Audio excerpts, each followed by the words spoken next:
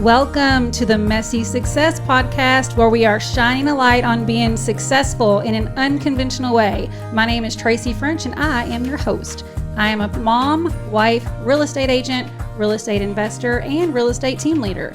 Over the past 8 years, I've sold nearly 700 homes and lots of volume. Success doesn't always have to look the same, and I am here to prove that to you. Let's get started.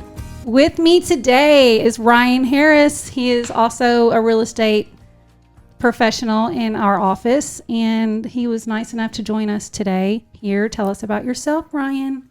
Thanks, Tracy. First off, I'm honored to be on the first episode and fill in for your other co-host. So I am a real estate professional, like Tracy said.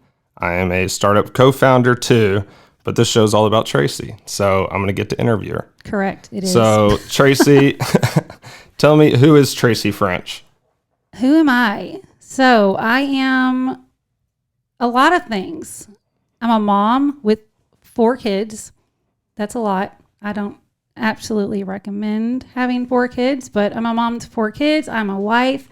I'm a sister, daughter, real estate professional, team leader, cheer mom, field hockey mom, lacrosse mom, dance mom, all of those things. Which one do you enjoy the most? Oh, man. Oh, good question. Which one do I enjoy the most? All of the moms that have a sport in front of, behind it. That's what I enjoy the most. Gotcha. So the title of this podcast is called Messy Success. And what about your success is messy? What isn't messy? Honestly, so the thing about me is I get asked all the time, how do you do it? How do you sell so many homes and do all of these things? And people initially think I have it all together. Like, oh, you must have this strict schedule. And I do have a strict schedule as far as putting things in my calendar. Because if it's not in the calendar, it doesn't exist. Family is still always first, no matter what. But when people say, how do you do it? The question is, I really don't know. And as silly as that sounds, there is no, I wake up every day and I handle business. Every single day is different. And I think that people sometimes get into this thought process where you have to do things a certain way, or you have to read a self-help book, or, follow these coaching methods and things like that. And all of those things are great and they work for most people and a lot of people, but they don't work for me. And I guess I just like to shine a light on that it's okay to not do it a certain way. It doesn't have to be, and that doesn't make it right or wrong. It's whatever works for you. And messy works for me. Yeah, that's awesome. And to everybody listening, she's not lying. I'm in the office with Tracy a lot, and agents ask her all the time, how do you do what you do? And it's tough for her to answer it because her success is messy, like she's saying, but she finds a way to do it. And I think that's what she's trying to say. So why do you feel the need to start a podcast about this, though? Good question. It was put in front of me, so I was like, why not? What can it hurt? I feel like for one, I like to talk. So if I can talk and people listen to it and are inspired in any way, great. It's an hour and a half of fun of just being in here and talking about your day to day. But, it just sounded like a fun thing to do. And I have been told by so many people, especially, young moms that are interested in what I have to say for some reason. So I don't know if it helps anyone feel confident in themselves or realize that you can come from nothing and have everything you want, then it's worth it. Yeah. So let's just see what happens. And you obviously helped so many people already find homes, sell homes. So this is just another way for you to help people. True. Let's do it. Cool. So, this is a perfect lead in. You're talking about you want to be inspirational to people. But what do you think people can learn or find inspirational about your story? Like, what did you do before real estate? How did you get into it? And how are you able to be so successful really quickly? I think the biggest thing is gosh, I hope my parents don't ever listen to this and think anything bad. But I grew up with not having a lot of things. We lived very modestly. Both of my parents worked multiple jobs. My mom was a housekeeper for so many years. My dad was in a band. And like we had our electricity bill cut off more times than I can remember. Like that's the kind of like, but we were always so happy. That's the thing. But I learned how to work hard. I learned caring about people is huge. How did you learn how to work hard? Tell us a little bit more about that. I think watching my parents work multiple jobs and go without. Like they probably went without electricity so we could have school clothes or a new baseball bat or a new softball glove, something like that. Like it's just day in and day out, getting up, going to work. But they always handled business with 3 kids, doing sports, all at different places, having to be 3 different places at 3 different times. They always made it work. And I think that just kind of, it's what I knew. And that's normal to me. And that's why I think I don't realize being in my position. Some people look at it and think, gosh, that's a whole lot. I don't know how you manage it. But it's really all I know. I had good examples, I guess. So. Do you think there's a pivotal moment in your life that you can think of and specifically point to that shaped you and your work ethic, or is it just your whole childhood as a whole? I don't know that there was a pivotal moment. I think I had my first job when I was 12 years old. I worked at an ice cream shop. I remember getting my first paycheck, and my grandmother took me to pick pack because they would cash checks there. So I would pick up my check and I would go and she would put it in her drawer for me and wait for me the next time. Do you remember how much you made on that first check? Oh, it was like $42. That's big money right there. I still have a copy of the check stub. Like it was handwritten, and it was Dairy Dell down in Germantown. And I was 12 years old. I remember the summer before 8th grade, I saved up enough money and I bought all of my own school clothes. Where did you take that check? Because I don't even know what that is.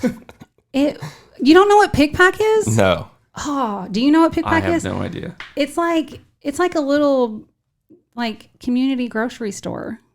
Gotcha. Really? You don't know it? Dang. Are they still around? I think so. I'm pretty sure they are. I have to go and look it up. Have to give them a check. That is so funny. That's showing my age a little bit. So do you think you owe it to your parents to work hard since you saw them work hard?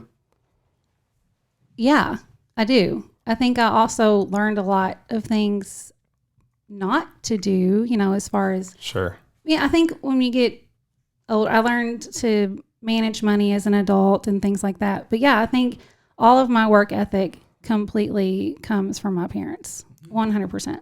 That's awesome. I love hearing people answer that question because I had somebody ask me recently a pivotal moment in my life, and that's something I think about a lot, and I don't really have one. I was fortunate growing up. I got to see my parents work hard and grow what they did, and they grew up super, super poor.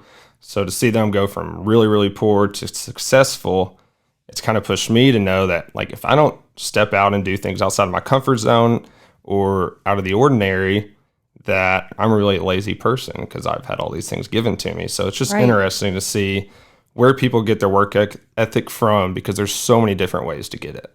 Yeah, that's a really good point. I think about that. My life now, so I have the 4 kids, but 2 of them so my oldest is 20 and my second oldest is, here comes the messiness. Don't know your kid's age. My mom could barely remember my name, and I was the only boy. So my second oldest is 15 and a half. So I had them, my husband now, he is their stepdad. So my life was very different when they were little versus now. So my son, he was 5 years old when I met my current husband, and I was living truly paycheck to paycheck at that point. And he remembers that. He remembers us living in a little 2-bedroom apartment with 1 bathroom. And really, he didn't know that we didn't have a lot of money, but he can see the difference, and he's seen the growth in our life as he got older. But you say my younger kids we reached a level of success early enough in their life to where it's really all they know. But to see the difference in my oldest son and the way that he approaches life, I don't want this to sound bad at all, but I almost think he does have a bigger appreciation for things because he saw me struggle as a single mom for 5 years. So that's funny that, that puts it in a different perspective too.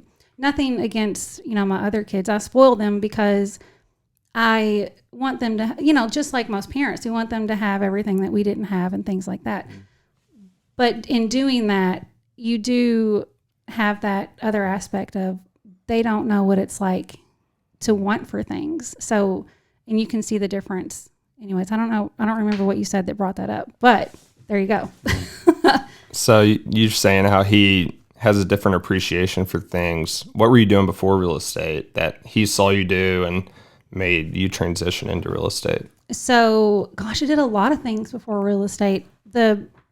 Right before real estate, I was at Humana for 5 years. I thought I was doing great there too. I was making $42,000 a year and I had made it in life. I really, I could have made $42,000 a year for the rest of my life and you couldn't tell me nothing. I was fine. And my husband was making, he was the breadwinner at the time, but still growing up, my parents never made that much money. Like 42 grand, my parents were proud of me and they should have been. There's nothing, I guess I'm saying that it happened by accident. I jumped into real estate because I was getting laid off from my job. The department I was working for closed down. It was a governmental contract and they were taking it away. So I was like, okay, well, I've always really liked houses and interior design. So let's just jump into real estate because I've always wanted to do it. Never expected it to take me where it did. It was completely, Jay will disagree with me. Jay is our broker. To me, it was completely by accident, but he was like, it was no accident. You worked your ass off. And I did. But again, that came natural to me to just work hard and, there you go. What's the worst job that you've ever had? Worst job I've ever had. For 2 days, I worked at Boston Market. And actually, I don't even think I made it a second day. It was one of those, you go in one day, I think I left for my lunch break and never went back. Yep. I just wasn't the fast food type. But my first real job when I was 15 was Chick-fil-A. Ooh. Way back in the day when they were only in the malls. Like if you wanted it, you had to actually park and go in the mall to get your food. And I loved it. It was great. Chick-fil-A is awesome. Yeah. Plug. Sponsorship, maybe? No, I'm just kidding. So without tooting your horn too much, but what are some lessons that you've learned through the years, through the good jobs and the bad jobs that have led you to the successful place you're at now? What are some just work ethic lessons that you've learned by seeing other people around you not work hard, and then just the benefits of specifically working hard, doing your job excellently and well that you've learned through the years? I really think that in anything, you get out what you put in. I believe that in school, in work, personal life, all of that. I'm a very much no excuses kind of person. I feel like even if you're having a bad day, fix it. You see things all the time. It is what you make it. But the same thing, especially with work. Even if you don't really like your job, you can still, that doesn't mean you can't work hard. It doesn't mean, obviously you want to love what you do and that makes it easier. But I truly think you get out what you put in no matter what it is. And I think you can kind of take that every day when you wake up. The day is what you make of it. So. 100%. We didn't introduce you. You started Yes. talking, and we didn't say anything about who you were. Yeah, my name's Joel Weiland. I'm a Western boy. I'm from Colorado, and yeah, I'm very happy to be on the show. Thank you so much. Thanks for joining me, friend. Tracy, what's one thing your success as a real estate agent has done for you that you didn't think about it doing for you in the beginning when you started? Sitting right here doing this podcast. I mean, there's a lot of things. As simple as, although I am a very, I don't want to say I'm frugal. I'm not frugal, but just being able to go on a trip and not think about, how long am I going to have to save up for this? Creating memories with my family. The biggest thing, I'm not kidding you, my favorite thing that being in this business and being successful is every year I'm able to take my family on vacation with me. And I can take them without asking them to give me any money. Like taking my parents somewhere that we travel everywhere. I've taken them to see things they've never seen, places they thought they'd never be able to see, and creating memories. And I don't think that I would have, again, you could put away money little by little, but the fact that I can provide memories for my family and experiences that we never would have done before is truly one of my favorite things. That's awesome. I love going on trips and selling a house. And I'm like, well, that just paid for the trip. Oh my gosh. That is so funny, because when you're a real estate agent, you tell me if this is what you do. For example, my daughter's about to turn 16, so I went and bought her a car. And I'm like, told my husband, who thankfully agreed for me to buy this car, but I'm like, okay, I can sell 2 houses at this price point and that'll pay for the car to be fine. Like, you start to put a price tag from a deal that you can make to pay for something that do you do that too? A little bit. Okay. I had a closing one time with a great realtor in town. She probably doesn't even remember this. Her name is Tracy French. And I can remember she told me the same thing. She said, maybe it was, I don't remember what it was, but she's like, I just, look at it like this. I sell 4 more houses and that pays for it. And it's just funny how our thought process works. So. Man. Next. So you're stepping out of your comfort zone, and I don't even know if it's out of your comfort zone, but you're finally telling your successful, messy story. And there's obviously plenty of other ones out there, but you don't really hear about them a lot. Why do you think that is?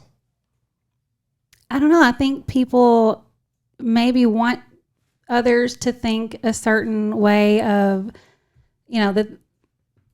You think it's like a social media thing? They want to put out a front that their success is due to a planned thing every day, and they set a schedule, do it, and there's no other option but success. I think you're right. I think that so many people probably just don't think it's acceptable to just, like I say, wing it and figure it out. And it's not, I say wing it a lot because I feel like, because I don't necessarily have a plan, but it is kind of an unspoken plan to just wake up and do the right thing and be nice to people.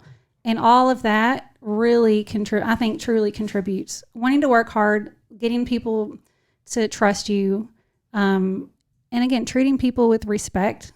And but I really do think that you're probably right. There's more people out there who are winging it just like I am, but are just afraid to put it out there that they really don't know everything all the time. So, yeah. Good question. Thank you. So what do you think keeps people from making that jump to entrepreneurship? You did. A lot of people do it. And I believe there's a lot of people that can do it and they don't decide to make that jump. Fear. It's fear. Like, I was scared. If I had not been in the situation where I had a 2-income household at the time, I don't know that I would have done it either. Because I've got people on my team right now who were afraid to jump in, with both feet. because it is a scary thing to do, especially when you've got kids, you got mouths to feed, and you don't really have that secondary income there to pick you up if you don't succeed. How were you able to motivate those people on your team to jump in with 2 feet, though? Honestly, I think my example, like that's exactly what I did. And I think hopefully I motivate them every day to just, and they look at me and they, again, see me work really, really hard. If you're not afraid to work, it's going to be okay. It really is. You have to want it bad enough. Break that down for us a little bit. When you say work hard, how hard do you work?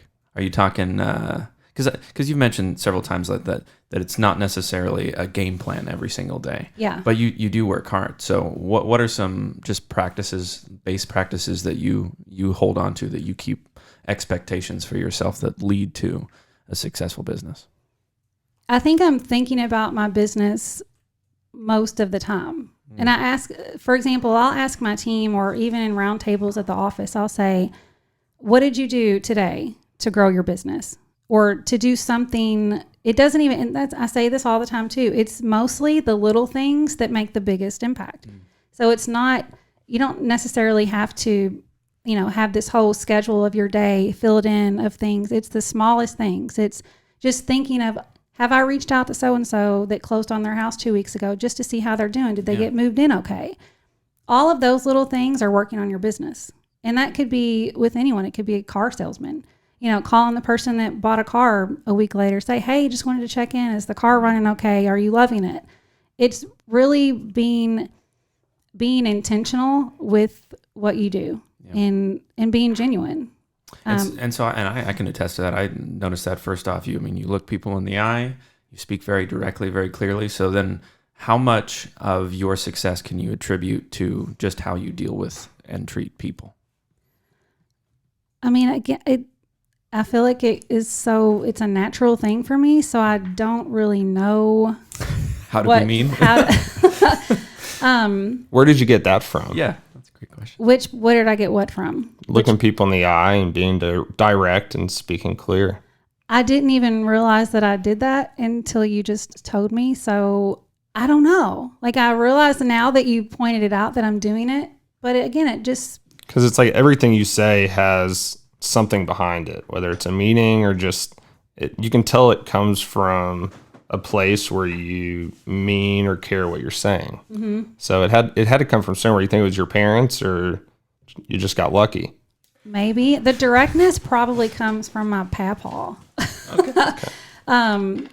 He was a very direct, no BS kind of person. I'm not a no... Gosh, I say I'm a no BS kind of person, but maybe I kind of am, and I don't... But it doesn't come off that way, and that maybe so it's a little softened. I don't want to get off track, but never mind. We'll talk about that another day. It starts to make me think... If my brothers listen to this, they'll think it's funny. So my grandparents had a very much of a love-hate relationship. If they weren't fighting, there was something wrong. Uh-oh. So, and my grandmother went to Kmart like every other day of the week. It was like her second home. And I can remember so many times she would come in the house and she would come in the back door, maybe with some Kmart bags, and he'd say, I can just remember him saying, "Oh, Kmart's ass." He was just very direct. My dad says that I get my sales side of me from him, but I never knew him when he worked, so I don't know. I don't know. That's funny that I truly never even took notice of me making eye contact with people. So for me, being on the outside of your industry, how much does people skills, the interactions with clients, how much does that actually affect the success of your guys' business? I'll go. I think that's actually more important than learning the business itself, because I feel like you can, if you're confident and you know how to handle people, you can learn the rest easily. You can learn the contracts, you can learn negotiation, go through trainings and things like that. But it's really hard to teach people to be comfortable with people. Yeah, I feel like that's hard to pick up on. You know what I mean? Like my daughter says to me all the time, and I think she says, you talk to everybody. That's so weird. Why do you talk to people? Like, because, they're in their phones all the time. But, I just think when you're comfortable with people, it makes them feel a certain way. Yeah. And when you carry yourself and when you have confidence, you probably heard me say this in Roundtable a lot. Confidence can go a long way, not arrogance. When you are confident in yourself and what you are putting out there, the person receiving it is automatically going to feel much better about having you help them with the largest financial transaction of their life or whatever the case may be. But if you're not confident in yourself, how do you expect other people to be confident and trust you? Yeah. And, we're not salespeople, so you really don't even have to be good at sales to be a great real estate agent. We're there to help people, care about people, and help them make an educated decision on the biggest financial asset purchase of their life. And if they can see that you care about that and not about selling them a home, this is a great industry for you, and anybody can do it. Agreed. And I think we talked about this when we met originally. Same reason for this podcast. If people hear me on this podcast and think, oh, I might want to work with her, that is great. That's not the intention of it. But I think when it's not your intention, it's that much more genuine. Oh, yeah. So when you truly want to help people make the right decision and guide them, I mean, Jay's dad, Jay Pitt's father, Jeffrey Pitts, he just passed away recently, but he has even said multiple occasions, when you do the right thing and you have the right intentions and your heart's in the right place, all the other stuff will come. Man. You just gotta, and it's so true. It's crazy and how if that you, works. Yeah, and if you disagree with me, let's talk. I've met a few salesmen along the road that disagree with you, at least in action. My goodness. Yeah. But yeah, no, treating people correctly, man, it just goes so far. It does.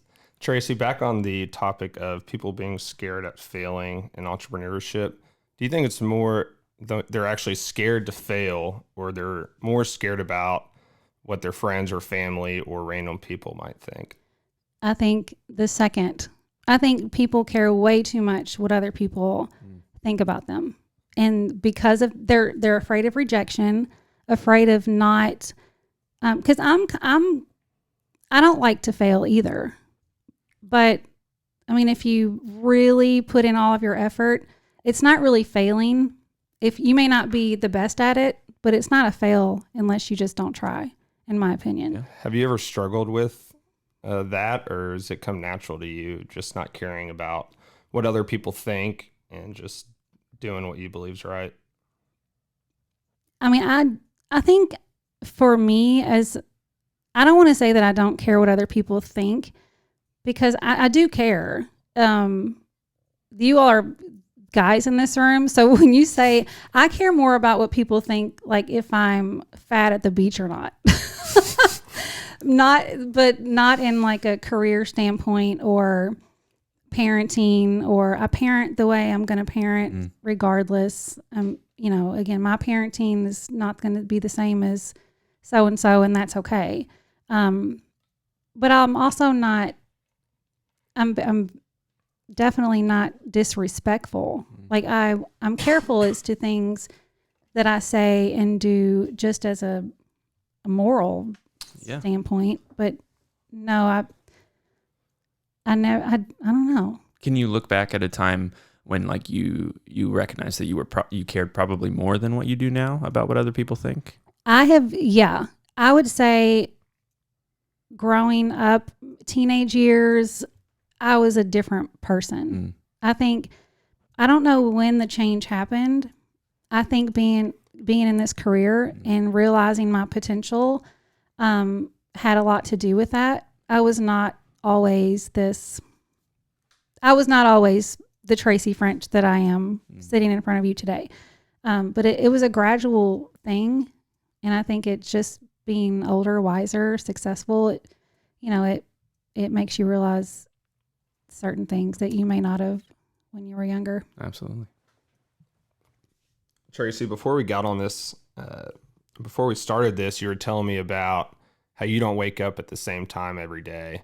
What how do you schedule your days and what determines that for you? Well, now that school started, my day is determined when I wake up is when I have to wake up to get my kid on the bus. Yeah.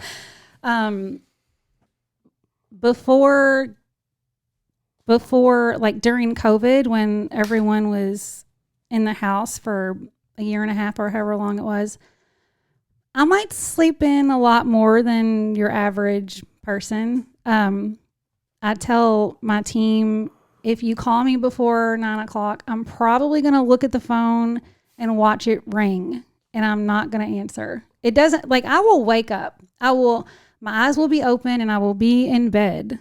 I will be awake, but I'm not awake enough to talk to you yet. And it could be 10 a.m. before that happens. It is what it is. Have you ever tried waking up at the same time every day, or when I worked at Humana and I had to, but I can't tell you how many occurrences I received for being late to work. I did get so much better though. I'm not a morning person. I will never claim to be, and I don't wake up at 6 a.m., 8 a.m., sometimes not 9 a.m. Again, now that school starts, I'm up. She has to be at the bus at 8:16. I'm up by at least 7:45. And I will say that that's something that I feel like you don't hear very often from successful people. Because growing up, I remember just always hearing from my father, from people I looked up to, you got to wake up at 4 a.m. in the morning, boy, in order to be a successful business owner. Right. And then I would find myself never wanting to do that. So yeah, I think that's great that you can be an example of someone that is successful in business, in life, but doesn't necessarily have to wake up at 4 a.m. No, that's like the middle of the night. 4 a.m. is I wake up at 4 a.m. to let my dog out to pee. And then I'm right back in bed and I fall asleep immediately. Yeah, 4 a.m. only comes once a day, as far as I'm concerned. Yeah, I was raised no sleeping in, and now it's just a habit. I set no alarm, and I'm up before 6 a.m. every day, unfortunately. Really? Even weekends. Good for you. Sometimes. And I'll be honest. I do often wish that I were that way. I wish that I could be like, I'm waking up at 6 a.m. I'm going to do the gym and I'm going to do this. But I just realized that I did it for a short period of time when I was at Humana, and kids got me really busy, and I knew that's the only time I could go to the gym. But I didn't like it, and I just realized, it's not. One thing I enjoy about it, especially in the industry we're in, we're always talking to people and answering to clients or other agents needing help. It's a lot of time to myself that I really value and enjoy. So now I don't mind that I wake up that early. That's a good point. That is not bad. I think so. I think Jay used to wake up at like 5 a.m. I'm usually texting him in the mornings. God. Bless your hearts. I respect it for sure, but it wasn't for me. Maybe one day again it will be. We'll see. When you made the jump to being a real estate agent, what was the most important thing? Was it your family's support and you doing that? Do you think you would have done it if it wasn't supported? So that's funny you say that. I was really nervous about how it was going to work because, let's see. So I got my license in 2008. It's a good time to get it. No. Yeah, tell us a little bit about that, my goodness. That is 8 years ago. I lied. 2013. Was that 8 years ago? Yes. I don't know where 2008 came from. Messy. There you go. June of 2013, I got my license. But so that would put my youngest daughter, I'm terrible with math. So she is 10 now. So that would have put her at what age? 8 years ago, she was 2. So my husband never had to do the parenting thing alone. Like nights and weekends, moms are moms. And that's how it always was. And I was really nervous that it was going to cause problems because, especially when you're first starting out, you got to take what you can get. You can't be choosy about your business. It's like, you want me to show you a house? Yes, I'm there. Just tell me when. And so nights and weekends for a really long time were packed, full of appointments. And he really surprised me. I thought he was going to be moody and just I thought there would be some resentment there, but if it wasn't for that, I think if he would have not been as accepting, that we would have a completely different outcome. But he kind of just took it in stride. But again, no offense to him, I was surprised just because I just was. But yeah. So for those that may not have that level of support, would you still recommend kind of going out on the plunge, taking the big step to start your own thing, to whether that's a business or just a better vocation in general? Yeah, if you believe in yourself enough, 100%. Heather Castro in our office, she has a baby. That baby never leaves her side. That's awesome. If I am out showing a house or one of my team members run into her, she's got our baby with her. And there's no excuse. Like, she wants it bad enough. And if you want it bad enough, and you would think that clients would maybe think, well, why does she have her kid with her? Mm-hmm. I've noticed on all of the forums that I'm in with real estate professionals, there are so many moms that do the same thing. They show up, they're professional, so they have their child with them. That we joke about it. He's in early training. It's going to be fine. Like, I truly think if you want it bad enough, absolutely. Don't let it stop you. Mm-hmm. And if honestly, if your client has a problem with it, they weren't the right client for you anyways. I believe that. That's a good point. Do you think you would have been as successful as you are if this was the only occupation you ever did? Let's say you're out of college or right when you turned 18, you got your license and became a real estate agent. Ooh, probably. I think so, because I still always, maybe it wouldn't have happened as fast, but I do believe that I would have still made it just because I still am who I am. And I think being the kind of outgoing person that I am has really helped me along.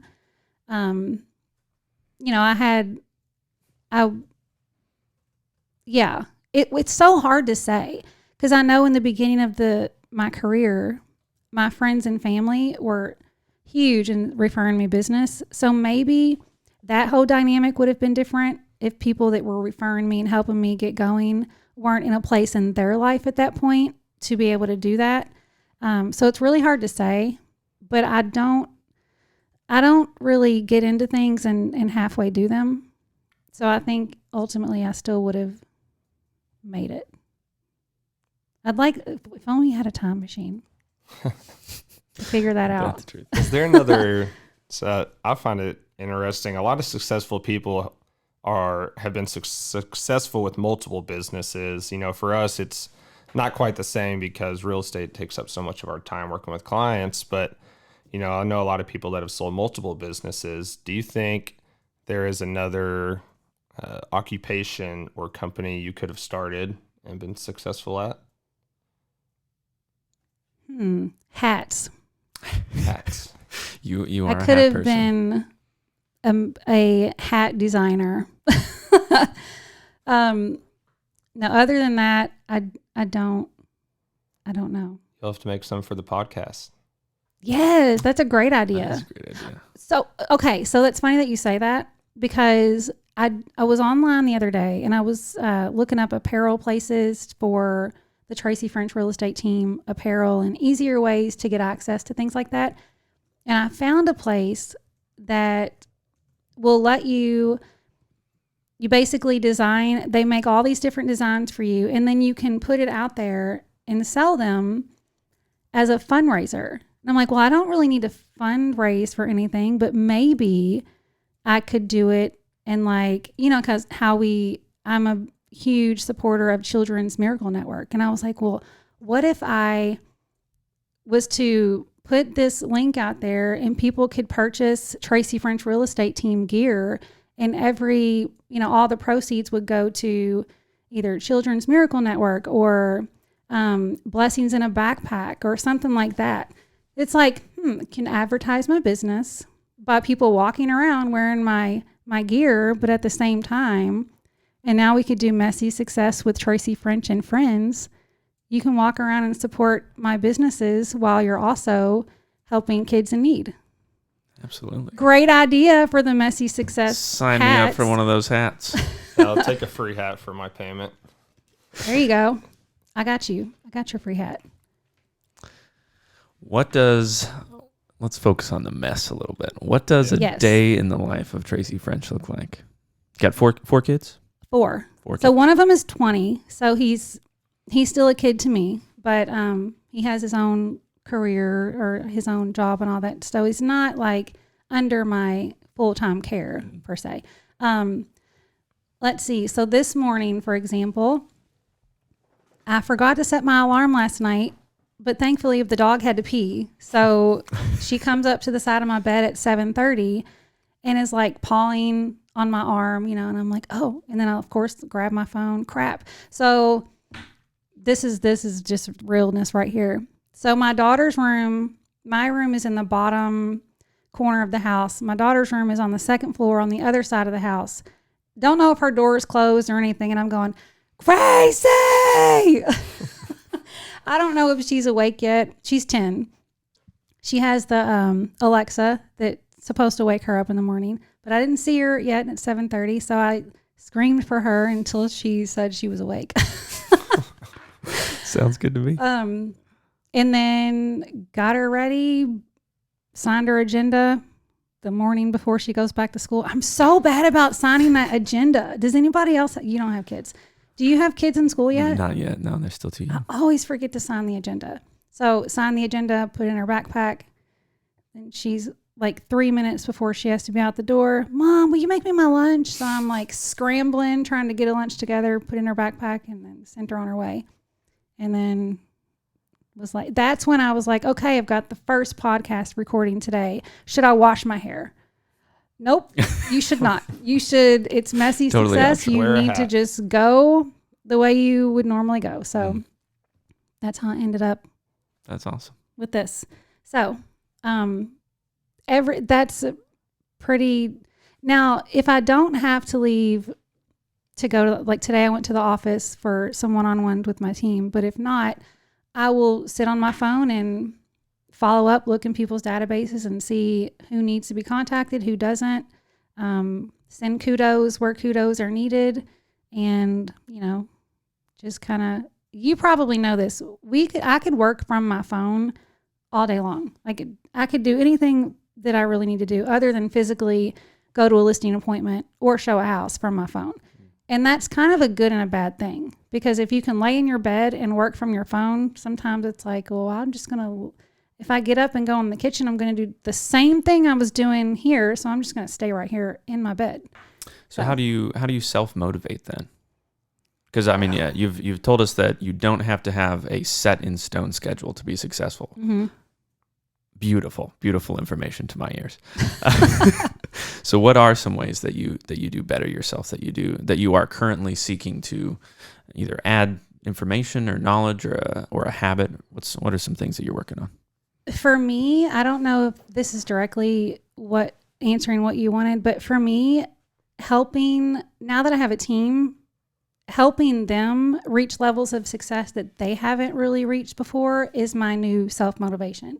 Because I feel like they're on my team for a reason. I need to be there. I need to be a good example. I need to provide them all of the things that they need to be where they want to be.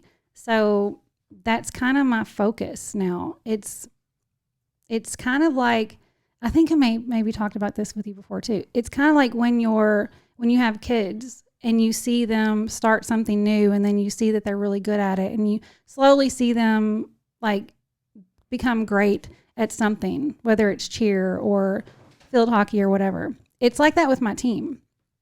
Like watching them be new into the business and then really look to me for guidance. It's kind of a lot of pressure, but that pressure is what keeps me going and trying to be better for them every day. Because I feel like and you know this, you're on a team too. People are on a team for a reason. Like if they could do it on their own, they wouldn't need you.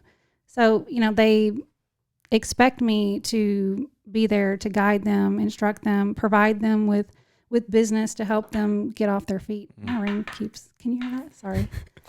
And correct me if I'm wrong here, but it sounds like you actually care about the people that you work with, that you work for. Yeah. Is actually caring about these people. Would you say that leads to your success? Yeah, I totally believe that. And that's why I was sort of hesitant to start a team in the beginning, because I knew, I knew what kind of pressure that was. And I know that, and I get this from my mother, I will do without to make sure someone else has what they need. For example, I will push business their way if I see them struggling. But I was worried about that. I'm like, what if they join? What if I create this team and I have these agents who are under me and they're expecting me, like their livelihood depends on what I can provide them. I was like, what if I fail? And I'm like, well, what if you don't? And so that I was like, okay, well, then, but the reason it was pressure is because I was like, well, what if I'm not at a point where I can, I don't know why I thought that, because I was makes doing it even harder is it's not just you failing, it's people under you that are working with you are failing too, and you're affecting their families, and it's a chain, and when it's just you, it's a little easier to make exactly. So when it was just me, it was okay, if I was slow, and thankfully I've never truly been slow since I got into this business, but I was afraid, what if it is slow, and what if I don't have those opportunities to pass along? But ultimately, again, I kind of knew that it would be okay, because I knew I would be willing to push something in their direction whenever it's needed. But I don't remember what your question was. Just how do you grow yourself? How do you learn? How do you better yourself? Oh yeah, and Jay, okay, so let's go back to, so I wasn't always with Remax. Mm-hmm. I used to be with another company.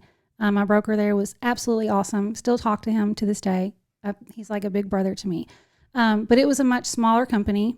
And I reached a point in my business where I was selling over 100 homes a year. And I really didn't, I say this all the time, and it sounds bad, but I hope that people take it the right way. They say, when you feel like you're the smartest person in the room, find another room. So I had to find another room, because I feel like I was motivating others, but I didn't really have anyone that had gone above where I was. Like I needed to be somewhere where I had a leader that was doing things that I had not done before. So that's why I moved. And Jay is that to me now. Like, we have very, very different businesses, but the same principles. And so, I grow just from being around him and listening to him. And then again, if you knew how different our businesses were, you would be like, but they really are. And we don't always agree with the same ways of running our teams. But what he does with his works very well. And what I feel like I'm doing with mine works very well, but they're very different. But yeah, and I learned from everybody in our office. Like, that's why I like being there. Everyone there, whether you're selling 10 houses a year or 60 houses a year, everyone brings something different to the table. And I learned from people who maybe they haven't sold as many houses as I have, but their tech skills are amazing. Or, it's more about how much you sell. Yeah. So I'm always open. I love that question. I think Jay's podcast would be called Organized Chaos. Yes, that's so true. Organized success. Yeah. I'm messy and he's organized. But it's okay. I'm not sure how long these are supposed to last, but I can't believe we haven't asked this question, and I think it could be a good one to end on. I don't know how long they go, but Messy Success is the name of the podcast. What's success to you? What is success to me? Man, that is a good one. Why don't you answer it? What's it to you? Putting it back on you now. I think it's different from people to people, but I mean, to me, it's doing what I want, having freedom to schedule my day how I want to schedule it. And right now, success probably looks a little different for me than it would other people. I just want to set myself up for the future to be financially stable and go as hard at that as I can before I have a family. That's good. I think for me, if I want to like put words into it, success is being okay with what you're doing every day. Like, you know, feeling good about what you did. You know, like if you go to sleep every night and think to yourself, you know, was I a good person today? Did I help someone today? Success is very different, and it could be something different a different day of the week. But I think is if you are really doing something that you're passionate about and you feel like you're succeeding in that, because again, me selling 120 houses a year is successful, but the person next to me, success to them could mean they sold 20 houses that year, and you know, it's different for everyone. But I really do think that you have to feel good about what you're doing. And if you don't, find a way to fix it. It has to make you feel good, if that makes sense. I think entrepreneurs struggle, at least I know I do. I could work all day and be going hard all day and still lay in bed at night and not think what else could I have done, but was there something smarter I should have done with my day? I think that is part of being successful and it's having that drive, and we're never satisfied. We always feel like we could do more. And that is why you're successful and you're going to continue to be. It's just when you get content, I think that's when things slow down. Like, I don't know. I could probably reword that. Maybe comfort isn't always the best thing. It's tough because some people would probably say if you get to a spot where you are content, that's success. I know. See, and that's why like it really just depends. I think that's a really tough question. And I might have a different answer next month if you ask me the same thing. We'll have to ask again next month. And it's being able to pay your bills on time. Can we say that? Amen. Keep it simple. Auto I can pay pay. my bills on time, and that's a good feeling too. Yes, it is. Yeah, I remember I didn't finish my story from earlier about the apartment. If I was getting paid, if it was time for a new, you know, every other Friday, and I still had any amount of money in my bank account from the paycheck before, I was like, heck yeah. Like that was a win. If I didn't have to borrow money from my mom to get gas in my car, like that's success right there.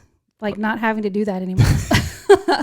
And I think that's another good point, though. Success changes once you reach milestones. Like that's not success to you now; it's something else. Yeah, like the $42,000 at Humana was fabulous then, but I would never want to go back to that now. Is there an end goal for you that you would say this is success? Like you are content?